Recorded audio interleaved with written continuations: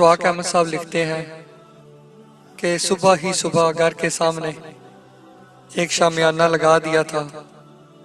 घर में बहुत चहल पहल थी। आज शाम उसी बेटे ने अपने मरहूम बाप के इसाले सवाब के लिए सैकड़ों लोगों को खाने की दावत पर बुलाया था, जिसने मरहूम को अपनी हयात में इतना तंग किया था और इतना सताया था कि एक एक वक्त के खाने के लिए उसी बाप को तरसाया था। और आज सिर्फ दुनिया को दिखाने के लिए उसी बाप के नाम पर खाना खिलाया जा रहा है, सिर्फ दिखावे के लिए। ला हौल वला कुव्वता इल्ला बिल्लाह।